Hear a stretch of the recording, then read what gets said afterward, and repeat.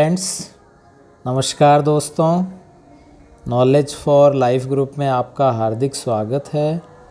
Welcome. तो दोस्तों, आज हम बात कर रहे हैं सेंटर ऑफ मास के बारे में। सेंटर ऑफ मास यानी द्रव्यमान केंद्र। तो द्रव्यमान केंद्र जैसा आपको नाम दिखाई दे रहा है, उसी के अनुसार ही इसकी डेफिनेशन है कि उस किसी भी वस्तु का संपूर्ण द्रव्यमान हम यह मानते हैं कि उस भाग में स्थित हो, उसे हम बोल देते हैं सेंटर ऑफ मास। उसे हम बोल देते हैं दोस्तों सेंटर ऑफ मास। ठीक है। इस सेंटर ऑफ मास को हम समझने से पहले हम यह कहना चाहेंगे कि अभी तक यदि आपने चैनल को सब्सक्राइब नहीं किया है तो दोस्तों चैनल को सब्सक्राइब करें, नॉलेज फॉर लाइफ ग्रुप को। और यदि वीडियो अच्छा लगे तो इसे दोस्तों लाइक और शेयर भी करें। लाइक और शेयर करें। तो दोस्तों, हम बात कर रहे हैं सेंटर ऑफ मास की, और इस सेंटर ऑफ मास में हम जैसे मान लीजिए कोई पेन है, और इस पेन को यदि हम रोल करवाते हैं यूँ इस तरह से, तो आप देख रहे हो इस पेन की अलग अलग सिचुएशन बन रही है। कभी ये यूँ आ जाएगा, कभी हॉरिजेंटल हो जाएगा, कभी वर्टिकल हो जाएगा, कभी इंक्लाइंड हो जाएगा। तो इस तरह से इस पेन की जो भी कोई भी ओरिजेंटल है, पेन की जो ओरिएंटेशन है यानी जो अभिविन्यास है, वह तो बदलता रहता है।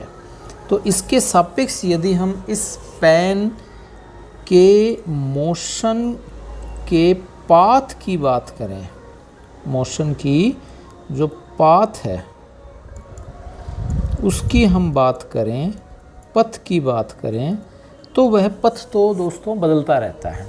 लेकिन हम यदि इसके सेंटर ऑफ मास को हम यदि कंसिडर करते हैं, ठीक है, यदि हम इसके सेंटर ऑफ मास के पथ की बात करें तो क्या होगा। तो यहाँ हम पथ की बात करें तो यहाँ से जब कोई भी पार्टिकल यूँ इस तरह से मूव कर रहा है, तो आप देख रहे हो इसका जो सेंटर ऑफ मास है, वो सेंटर ऑफ मास तो फिक्स ही है। जैसे मान लीजिए दोस्तों, ये फ़िलहाल यूँ है, फिर उसके बाद में यूँ हो गया, फिर यूँ हो गया, फिर यूँ हो गया। तो आप देख रहे हो इसका जो मिड पॉइंट तो वो तो एज इट इज़ है। तो सेंटर ऑफ मास का जो पाथ है, या तो वो पैराबोलिक होगा यानी परवलयाकार होगा, या फिर यूँ इस तरह से यह घूम रहा है, यूँ इस तरह से यदि घूम रहा है तो ये लीनियर हो जाएगा यानी रेखीय हो जाएगा। तो या तो रेखीय होगा या फिर परवलयाकार होता है। यह दो प्रकार से हम लेते हैं। ठीक है। इसी प्रकार हम इसमें नेट कोई भी पार्टिकल है और वो पार्टिकल यूँ इस पर फोर्स अप्लाई है, v वेलोसिटी से मूव कर रहा है, ओमेगा इसमें एंगुलर मोमेंटम है। तो जो नेट जो हम फोर्स लेंगे वो क्या हो जाएगी दोस्तों, F इक्वल्स टू ma, और a किसके रेस्पेक्ट में लेंगे, सेंटर ऑफ मास के रेस्पेक्ट में हम लेते हैं। ठीक है। तो ये आप यूँ ध्यान रखें। सेंटर ऑफ मास की यदि कोई सिमेट्रिक बॉडी है, सिमेट्रिक यानी सममित कोई भी बॉडी है, जैसे मान लीजिए रॉड है, ठीक है, कोई भी रिंग है, इसको आप रिंग भी बोल सकते हो, ये तो आपके रॉड हो गई।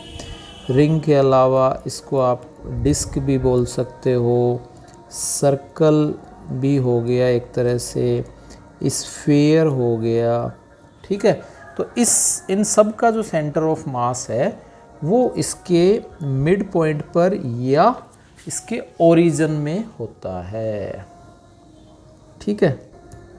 ठीक इसी प्रकार यदि हम 2D की बात करें और ये इधर x अक्ष और ये y अक्ष, यहाँ मान लीजिए दो मास है m1 और m2, और इन m1 m2 मास की जो पोजीशन है, ठीक है, पोजीशन वेक्टर यानी स्थिति सदिश r1 वेक्टर और r2 वेक्टर है, तो इसका जो सेंटर ऑफ मास है वो कहीं बीच में हो। मान लीजिए ये सेंटर ऑफ मास है, तो ये वाली जो डिस्टेंस है r COM हो जाए, ठीक है। ये वाला जो पॉइंट है सेंटर ऑफ मास, तो इस RCOM जो डिस्टेंस है, ये वाली जो डिस्टेंस है सेंटर ऑफ मास की ओरिजिन से जो डिस्टेंस है, ये फॉर्मूला दोस्तों आप डायरेक्ट याद रखें। RCOM इक्वल्स टू होता है m1r1 plus m2r2 upon m1 plus m2, ठीक है।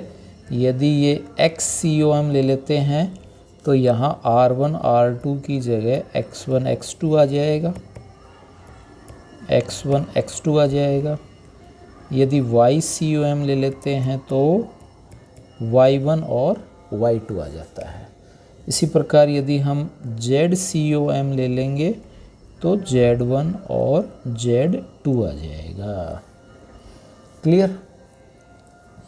तो इसके बेसिस पे हम काफ़ी सारे क्वेश्चन को सॉल्व कर सकते हैं। जैसे मान लीजिए यूँ इस तरह से ये ओरिजिन है 0 0, ये मान लीजिए पॉइंट है 1 0, ठीक है, कोऑर्डिनेट। यहाँ m1 मास है और इसकी वैल्यू m मान लीजिए ये आपके यहाँ 4 0 है और यहाँ जो मास है वो 2m है। तो आपसे पूछ लिया दोस्तों XCOM क्या होगा, तो formula x1 m1 x1 m2 x2 upon m1 plus m2, तो m1 m m2 2m, x1 x2 1 और हम 4 लिख देंगे, y में कुछ है नहीं, इससे आपका ये 3 आंसर आ जाएगा, ठीक है। नेक्स्ट दोस्तों हम लेते हैं कि मान लीजिए ये दो मास है, एक m है और एक 3m है। जो डिस्टेंस है वो मान लीजिए इनके बीच की d है। तो इसके लिए हम क्या करेंगे, इसके लिए दोस्तों एक यह याद रखिए कि ओरिजिन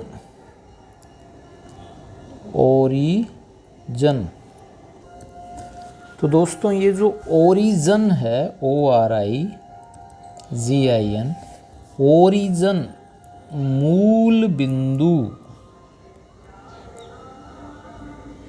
कहीं पे भी मान सकते हैं, कहीं पर भी मान सकते हैं, ठीक है। ये आप ध्यान रखें कि ओरिजिन मान लीजिए m पर ले लीजिए या 3m पे ले लीजिए, आपकी मर्ज़ी है। जैसे मान लीजिए यहाँ मैंने 0 0 कर दिया और यहाँ मैंने d0 ले लिया, क्योंकि डिस्टेंस ये हो जाएगी ना, या इसको ले लीजिए, उसको चेंज कर लीजिए और ये वाला फॉर्मूला अप्लाई कर लीजिए, तो भी आंसर दोस्तों यही आता है। उसमें कहीं कोई आपत्ति नहीं होगी कि द्रव्यमान केंद्र के जो भी सवाल हैं उसमें आप मूल बिंदु ओरिजिन कहीं पे भी मान सकते हो। नेक्स्ट दोस्तों हम सवालों की बात करें तो ये कुछ सवाल में हम ज़्यादातर बातें करते हैं वो 1D फिर 2D की ही ज़्यादा क्वेश्चन को हम लेते हैं, कुछ 3D भी ले लेते हैं। तो चाहे आप इसमें मोमेंट ऑफ इनर्शिया लीजिए, ठीक है, जो I बोलते हैं, या आप टाउ ले लीजिए, ठीक है, जिसको हम मोमेंट ऑफ फोर्स बोलते हैं, टॉर्क बोलते हैं, बल आघूर्ण, या मान लीजिए आप इलेक्ट्रिक फोर्स या मैग्नेटिक फोर्स।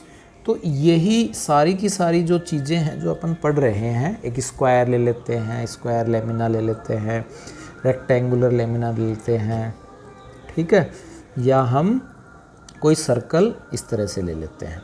तो यहाँ हमने दोस्तों क्या किया, ये एक सिंपल आपके स्क्वायर ले लिया। इस स्क्वायर की जो साइड है वो सेम है। यहाँ आप m मास ले लीजिए, ये 2m मास है इसके कॉर्टेक्स पर, है ना। तो दोस्तों यहाँ हम स्क्वायर के 4 वर्टेक्स की बात कर रहे हैं, 1 वर्टेक्स एंड 4 वर्टिसेस। तो यहाँ हम 4 वर्टिसेस यानी 4 इसके शीर्ष हो गए, 4 वर्टिसेस जिसमें m 2m, ये मान लीजिए 3m है और ये आपके 4m है, ठीक है। इसके लिए हम यदि सेंटर ऑफ मास मेज़र करें तो इसमें हम दोनों ही तरफ ले सकते हैं। जैसे XCOM की बात करें तो XCOM में दोस्तों क्या हो जाएगा, और YCOM भी हम इसमें ले लेंगे। कहीं भी इसमें आप क्लियर है कि जो भी आप ओरिजिन लेना चाहें वो कहीं भी ले सकते हैं। जैसे मान लीजिए ओरिजिन आपने यहाँ ले लिया तो ये 0 0 हो गया, x अक्ष में जा रहे हैं तो a 0 हो गया, यहाँ x अक्ष में भी है, y अक्ष में भी है तो ये a हो गया, y अक्ष में ले रहे हैं तो ये 0 a हो जाएगा, क्लियर। अब XCOM ले लीजिए। XCOM यदि आप x अक्ष में बात करते हैं तो क्या आ जाएगा दोस्तों, सभी का यदि हम लें, चारों का ही, तो ये आप देख रहे हो 3m इंटू 0 प्लस ये 4m इंटू a, है ना, और ऐसे ही ये m इंटू a और ये 2m इंटू 0, और अपॉन में जितने भी मास हैं 3m plus 4m plus like this. ऐसे ही दोस्तों YCOM ले लीजिए और ये 0 इंटू 3m 0 इंटू 4m ये हम कर लेंगे और ये इजीली हो जाएगा। ऐसे ही हम यदि आप ट्रायंगल की बात करें तो ट्रायंगल में m और m, तो ये a और ये भी a आ जाएगा। तो इसमें कहीं से भी ले लीजिए, मान लीजिए ये 0 0 आप ओरिजिन यहाँ ले लेते हैं तो ये वाला पॉइंट क्या आ जाएगा, आई थिंक आपको क्लियर है, ये वाला पॉइंट हो जाएगा आपके a 0 x अक्ष में है। ये दोस्तों कुछ एंगल बनाए हुए हैं तो ये 60 डिग्री हो गया, ये इसका हॉरिजेंटल कंपोनेंट हो गया, है ना। तो ये इस तरह से आप इसको इजीली कर सकते हो, इसमें कोई दिक्कत नहीं होगी। तो ये इसमें हम इस पॉइंट पर पहुंचने के लिए एक तो ये वाला कंपोनेंट लेंगे और एक ये वाला कंपोनेंट लेंगे।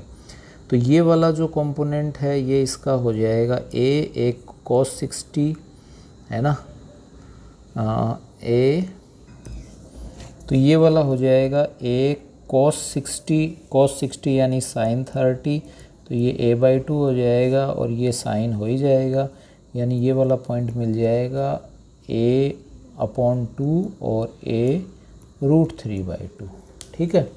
फिर इसमें आप x कंपोनेंट और y कंपोनेंट दोनों आप ले सकते हो सेंटर ऑफ मास के अकॉर्डिंग, तो ये इजीली हो जाएगा, इसमें कहीं कोई आपको दिक्कत नहीं है, ठीक है। नेक्स्ट हम बात करें तो ये दोस्तों हम एक क्यूब ले लेते हैं। इस क्यूब में हम क्या देख रहे हैं कि लाइक दिस, इस तरह से हम ये m मास है, ये भी आप चाहें तो m मास ले लीजिए, ये m, ये 2m हो गया, ये 2m हो गया, ये 2m हो गया और ये भी 2m। तो ये z अक्ष हो गया, ये आपके x अक्ष हो गया और ये y अक्ष हो गया। ठीक है दोस्तों, तो इसमें जो कंपोनेंट चलेंगे वो तीनों में चलेंगे। इसको आप 0 0 0 ले सकते हो, इधर आप जा रहे हो तो ये a 0 0 हो जाएगा। ठीक है, और इधर आप जा रहे हो तो ये 0 a 0 हो जाएगा। इस तरह से मेरे ख्याल से कहीं कोई दिक्कत नहीं है, 0 0 और a हो जाएगा। ये z अक्ष में है, यहाँ आप पहुँचोगे तो आपको z अक्ष में भी चलना पड़ेगा और x अक्ष में भी चलना पड़ेगा। तो ये हो जाएगा a 0 a, है ना। इस तरह से आप ये कर सकते हो इजीली इसमें, और फिर आप इस पूरे को सॉल्व कर लेना। XCOM और YCOM एंड ZCOM। ठीक है, मैं आपको हिंट दे रहा हूँ, आसानी से आप इसको कर सकते हैं, आपको कहीं कोई दिक्कत नहीं होगी। a/2 और 2a/3 ये इसका सेंटर ऑफ मास निकल जाएगा। अन्यथा आप यूँ भी कर सकते हो, ये वाले इसका सेंटर ऑफ मास आप देख रहे हो यहाँ कहीं बीच में मिलेगा, यानी 2m 2m 2m 2m, यानी कितना हो गया, ये हो जाएगा 8m, है ना। और ये हो जाएगा m m m m m, यानी ये हो गया 4m। तो 4m 8m, तो इन दोनों के बीच में जो आपके z अक्ष है इसमें आप निकाल सकते हो, इधर x अक्ष ले सकते हो और इधर y अक्ष ले सकते हो, जहाँ जैसे भी आपको क्लिक करना चाहें यूँ भी। आप समझ रहे हो मेरी बात। ये जो है सामने वाले आमने सामने यानी कि z अक्ष के अंदर हैं, ये वाले जो हैं जो आपके ये फेस हैं दोस्तों, है ना, ये वाले जो फेस हैं यानी फलक हैं, ये वाले आमने सामने वाले, इसमें हम x अक्ष ले लेंगे। और ये जो ऊपर की तरफ और नीचे की तरफ है, जो इससे आमने ऊपर नीचे की तरफ, ये आपके इस y अक्ष के रेस्पेक्ट में है, ये x अक्ष के रेस्पेक्ट में है और ये z अक्ष के रेस्पेक्ट में है। तो कहीं भी कैसे भी क्लिक हो तो भी आप इस तरह से इजीली क्वेश्चन बना सकते हो। नेक्स्ट हम बात करते हैं दोस्तों एक नोटा बिना इम्पोर्टेंट पॉइंट, कि इस तरह से आपके दो मास हैं, मान लीजिए ये m1 मास है और ये m2 मास है। यहाँ हमने ओरिजिन ले लिया और इधर आपके स्पष्ट है ये r0 हो जाएगा, बीच की जो डिस्टेंस है वो r हो जाएगी। तो यहाँ हम RCOM मेज़र करते हैं तो स्वाभाविक है m2r/m1 प्लस m2 हो जाएगी। क्लियर है, कोई दिक्कत नहीं है। ठीक है, यहाँ कहीं से हमको ये RCOM मिल जाएगा। तो ये वाली जो RCOM जो डिस्टेंस है ये यहाँ से है, क्योंकि हमने इसको ओरिजिन माना है। तो ये वाली जो डिस्टेंस है वो तो ये हो गई, यानी m2r/m1 प्लस m2। तो ये वाली डिस्टेंस मान लीजिए x है और x1 है, ये वाली डिस्टेंस x2 है। तो ये जो RCOM है इसको हमने ले लिया x1, और m2 से यदि हम इसकी डिस्टेंस लेंगे तो हम इसको इसमें से माइनस कर देंगे और ये आंसर आ जाएगा m1r/m1 प्लस m2। ठीक है, तो ये आप डायरेक्ट याद रखें, बहुत जगह काम आता है। वेरी इंपॉर्टेंट रिज़ल्ट कि कहीं भी इस तरह से दो मासेज हैं और इनके बीच में आपको सेंटर ऑफ मास मेज़र करना है, तो जहाँ कहीं जिस किसी मास के रेस्पेक्ट में हम लेंगे वो वाली डिस्टेंस उसके अपोजिट जो मास है उसको मल्टीप्लाई करके और अपॉन में जो टोटल मास है उसका डिवाइड कर देते हैं, और फिर ये इजीली आपको। अब दोस्तों इसी के अंदर ही हम थोड़ा सा इसको और आगे बढ़ाएं और आप देखिए कि ये आपने m1 मास लिया है, ये आपने m2 मास लिया है, और इस m1 और m2 मास में जब आपने यहाँ ओरिजिन ले लिया, ये वाली डिस्टेंस r1 ले लेते हैं और ये वाली डिस्टेंस r2 ले लेते हैं, ये टोटल जो डिस्टेंस है ये r है, तो ये r0। तो हम इसको जब यहाँ सॉल्व करते हैं, r1 अभी पीछे लिखा भी था आपने, r1 m2 r upon m1 plus m2 होता है और r2 होता है m1 r upon m1 plus m2। तो यदि आप इसको m1 से मल्टीप्लाई कर दें और इसको m2 से मल्टीप्लाई कर दें तो यही डिफरेंस है, दोनों इक्वल हो गए। कहने का अर्थ ये है m1 r1 equals to m2 r2 बन जाएंगे। ठीक है, इस तरह से कभी दो पार्टिकल हैं, two particles and one points, we take the origin point, then the condition make m1 r1 equals to m2 r2। Clear. छोटे छोटे और प्रश्नों की बात करें, जैसे मान लीजिए ये आपके एक रॉड है और इसके मिड पॉइंट से एक दूसरी रॉड हमने और ले ली है, तो इसका सेंटर ऑफ मास क्या होगा दोस्तों? ये m है, वही l लेंथ है, ठीक है, और इसका भी वही m और l है। तो इसके लिए हम देख रहे हैं कि ये वाला जो सेंटर ऑफ मास है ये डिस्टेंस l/2 है, इसका सेंटर ऑफ मास यहाँ से हो जाएगा और ये डिस्टेंस भी कितनी हो जाएगी? l/2। अब हमारे पास दो पॉइंट मिल गए, एक तो m और यहाँ भी m, और जो बीच की जो डिस्टेंस आ गई दोस्तों वो कितनी आ गई? l/2 आ गई। ठीक है, l/2 आ गई। तो यहाँ हम इसको सॉल्व करें तो क्या होगा? तो इस तरह से दोस्तों जो पीछे वाली कंडीशन थी m1 r1 equals to m2 r2, तो यहाँ हम देख रहे हैं दोनों सेम है, तो ये वाला पॉइंट कितना हो जाएगा दोस्तों? l/4 हो जाएगा। क्यों?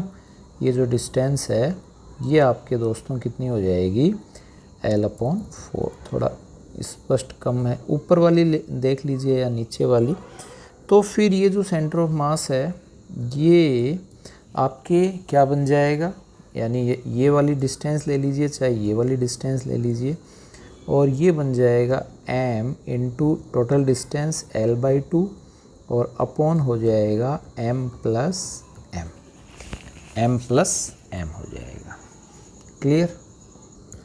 अब दोस्तों यह है क्वेश्चन है जिसमें हमने एक स्क्वायर लेमिना लिया है, स्क्वायर का टुकड़ा लिया, और यहाँ हमने कुछ अलग घनत्व वाला कोई भी मटेरियल है वो फिल किया है, और दूसरी तरफ जो है दोस्तों वहाँ हमने कुछ अलग प्रकार का यहाँ फिल किया है।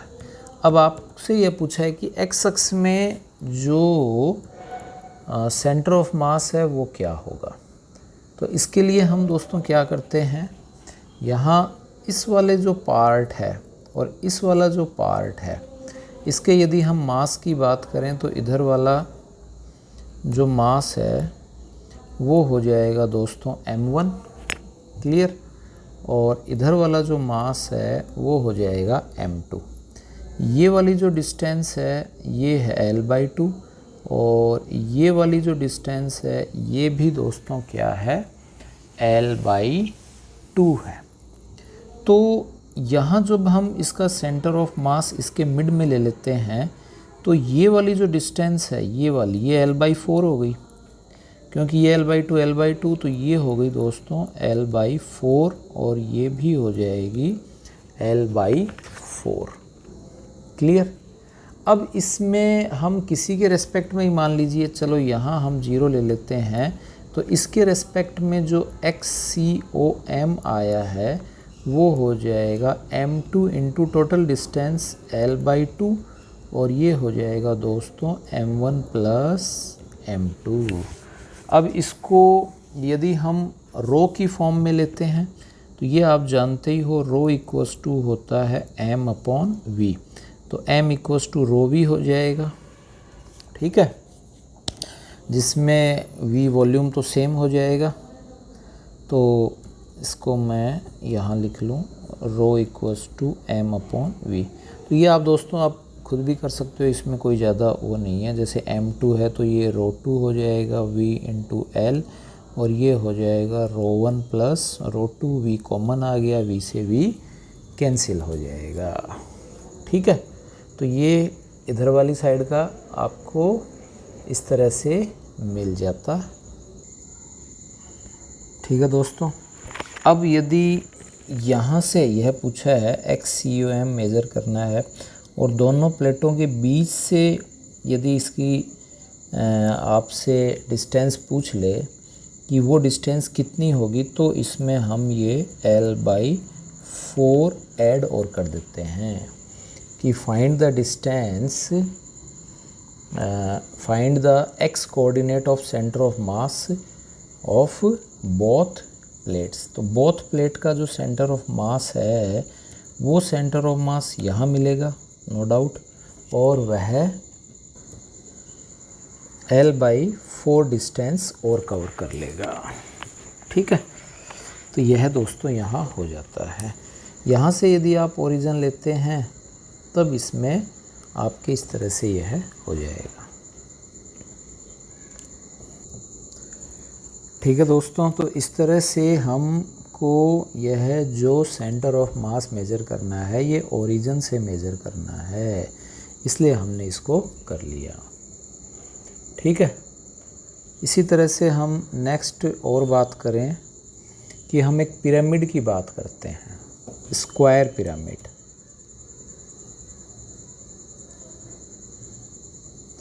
स्क्वायर पिरामिड,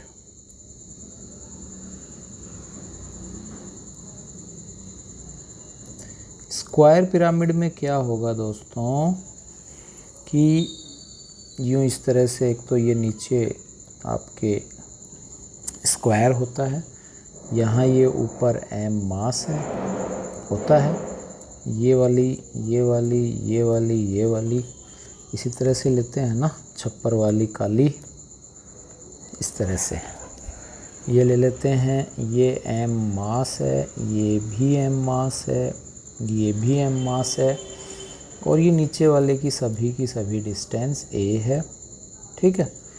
और यहाँ से यहाँ तक भी यदि हम इसकी a डिस्टेंस ही ले लें तो यह क्लियर है। पिरामिड आई थिंक क्लियर है। आप देखते होंगे शादी ब्याह में झूमर से लगे रहते हैं, झूमर, उन झूमर की यहाँ हम बात कर रहे हैं दोस्तों। तो इसका हम सेंटर ऑफ मास फाइंड करेंगे। तो ये जो नीचे वाली जो स्क्वायर दिखाई दे रहा है ये तो हो गया दोस्तों 4m हो गया, और ये ऊपर है ये है m, बीच की जो डिस्टेंस है वो है a, और ये हलवा हो जाएगा, हलवा होके आपके सेंटर ऑफ मास आ जाएगा a/5 आ जाएगा। तो अभी तक दोस्तों आपने जो क्वेश्चन किए हैं उन सब में जो भी पार्टिकल थे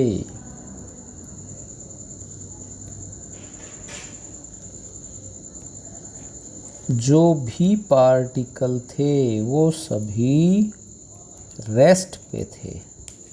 जो भी मास ले रहे थे, पार्टिकल ले रहे थे, वो सभी रेस्ट पे थे। अब दोस्तों क्या हम कंडीशन लेंगे कि जो पार्टिकल है, जो मास है, वो मूव कर रहा है। मास है वो क्या कर रहे हैं, मूव कर रहे हैं। और इसमें भी हम दो कंडीशन लेंगे, सेंटर ऑफ मास रेस्ट पे है, और फिर हम आगे समझेंगे सेंटर ऑफ मास मूव कर रहा है, गति कर रहा है। तो फिलहाल दोस्तों जो हमारे पास मासेस हैं, द्रव्यमान हैं, वो द्रव्यमान अभी तक रुके हुए थे, अब वो चल पड़े, ठीक है ना। उनकी जो सोई हुई आत्मा थी वो जाग गई और अब चल पड़े, परंतु जो द्रव्यमान केंद्र है वो रेस्ट पर है। नेक्स्ट हम द्रव्यमान के अब ऐसे सवालों में हम दोस्तों क्या करेंगे कि जैसे एक 2 kg है और एक है 6 kg। अब ये कह रहा है कि 6 जो kg है वो मान लीजिए इधर ये इधर हो गया लेफ़्ट, इधर हो गया राइट, है ना। तो ये राइट में मूव कर रहा है। जैसे 6 kg है, इसमें 2 कंडीशन हो गई। ये मान लीजिए राइट है, ये मान लीजिए लेफ़्ट है। यदि इधर मेरी तरफ मुँह करके आप खड़े हो तो ये इधर राइट हो गया, ये लेफ़्ट हो गया। अब ये यहाँ से यहाँ मूव कर रहा है। 6 kg मूव 2 मीटर, यानी ये 2 मीटर चल पड़ा। तो ये पूछा है कि इसमें हमको ये पूछा है कि 6 kg जब मूव करता है राइट में, तो ये जो 2 kg है ये भी मूव करेगा। ये जो 2 kg है ये मूव करेगा। किधर करेगा, कितना करेगा, किधर करे और कितना करे, प्रश्न यह है। अब इसके अंदर मान लीजिए शुरू में यदि ये रेस्ट पे हैं तो m1r1 equals to m2 r2, यानी कितना हो जाएगा दोस्तों, m1 कितना है 2, r1 पता नहीं, m2 कितना है 6 और r2 कितना है 2, r2 कितना है 2। तो r1 कितना आ गया दोस्तों, ये आ गया 6 आ जाएगा। ये कितना आ जाएगा 6, क्योंकि यहाँ हमने यह कंडीशन क्यों ली है, क्योंकि सेंटर ऑफ मास रेस्ट पे है। सेंटर ऑफ मास रेस्ट पे है तो हम जानते हैं m1r1 equals to m2 r2 होता है। तो r1 की जो वैल्यू है वो आपके सिंपल 6 आ जाएगी। यदि ये 2 मीटर मूव करता है तो r1 कितना मूव करेगा, 6 मीटर मूव करेगा। ठीक है, कितना मूव करेगा, 6 मीटर मूव करेगा। और किधर मूव करेगा, यह इधर जाएगा लेफ़्ट में। ठीक है, ये इसका राइट हो गया, ये लेफ़्ट, और ये कितना आया 6 मीटर आ जाएगा। 6 मीटर लेफ़्ट में आ जाएगा, जिसके कारण इसका जो सेंटर ऑफ मास है वो एज इट इज़ बना रहेगा। अब इसके लिए दोस्तों हम एक सिंपल सा वो कर रहे हैं, क्वेश्चन में एक फार्मूला इजाद कर लेते हैं। फार्मूला क्या है कि XCOM इक्वल्स टू होता है m1x1 plus m2x2 upon m1 plus m2।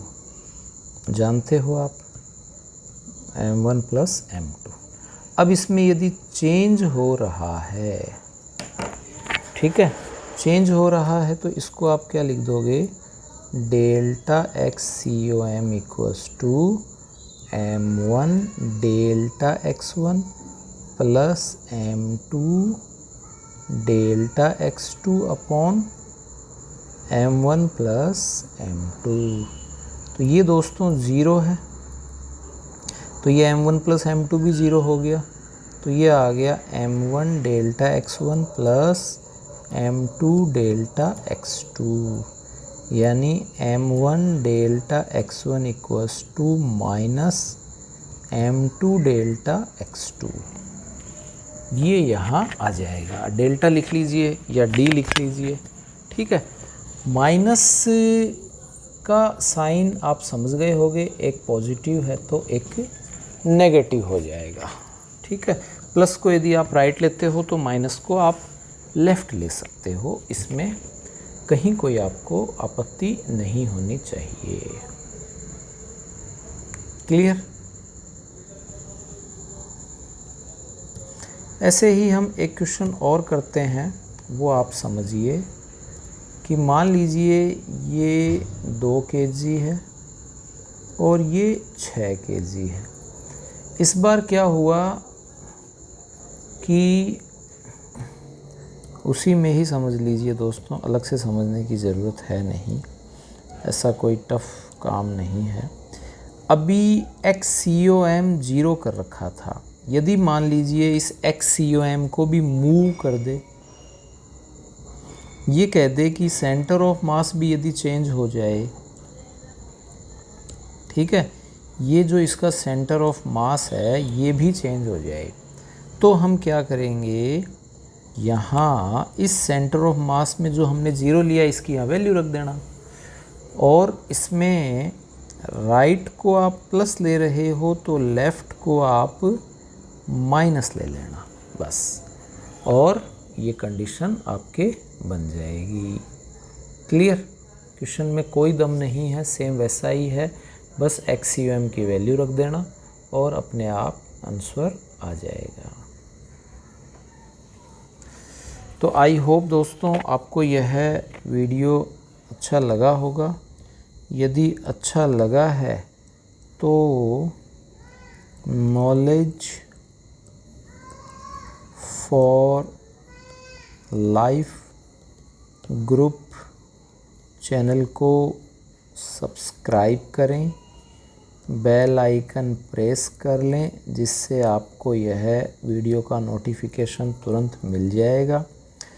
यदि नोटिफिकेशन ऑन, बेल आइकॉन, और साथ ही साथ दोस्तों चैनल को शेयर और लाइक, चैनल में जो वीडियो हैं उनको करें। आपने यह पूरा वीडियो देखा, इसके लिए आपका बहुत बहुत आभार। Thanks for watching.